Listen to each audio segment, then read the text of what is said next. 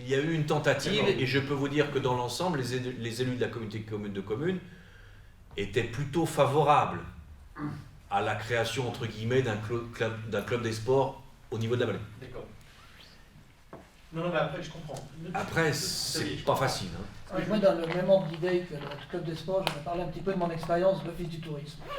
L'Office du tourisme, si j'ai bien compris, le tourisme maintenant est dans la communauté de communes. Totalement.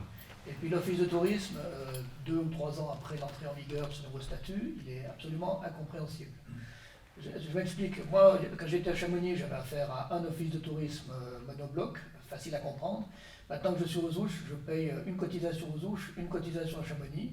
Je dois aller aux assemblées de l'Office du tourisme des Ouches. Je dois demander un renseignement commercial à Chamonix, enfin, etc. Il faut quasiment un mode d'emploi de 15 pages pour comprendre comment fonctionne l'Office de tourisme. Sans parler qu'avant, il y avait un directeur aux Ouches, il n'y en a plus.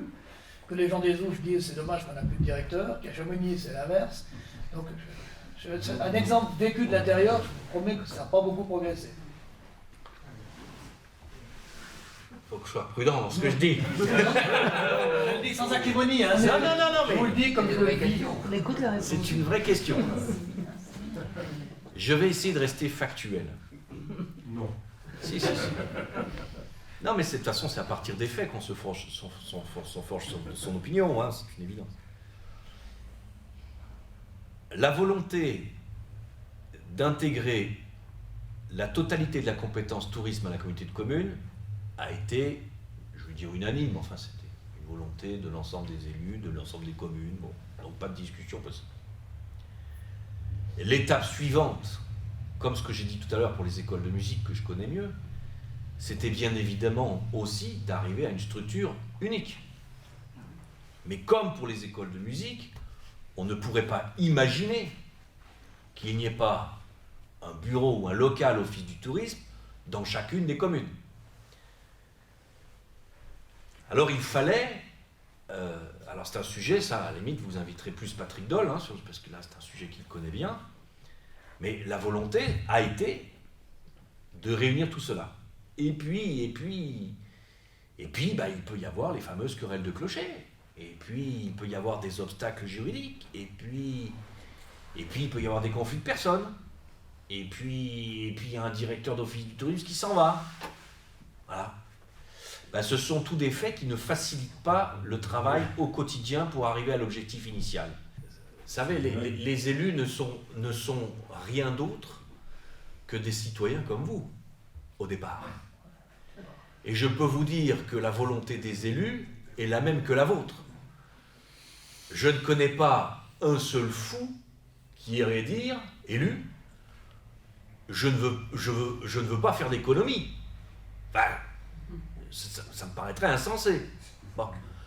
Et je peux vous dire que la volonté initiale des élus, en tout cas pour le sport, telle que je l'ai ressentie, il peut y avoir des individus, mais la majorité, on va parler c'est comme ça dans la démocratie, la majorité, à mon avis, souhaitait véritablement pouvoir arriver à faire des économies. Et c'était la volonté dans la création de la communauté de communes, de faire des économies. Et pour le sport, de faire aussi des économies, de limiter, ce que je disais tout à l'heure, hein, dire le bus du club des sports de Chamonix qui emmène 5 gamins, faire une compétition à Megève, on peut bien mettre 3 gamins de plus des Ouches dedans, quoi. Voilà. C'est aussi bête que ça. La volonté, c'est ça.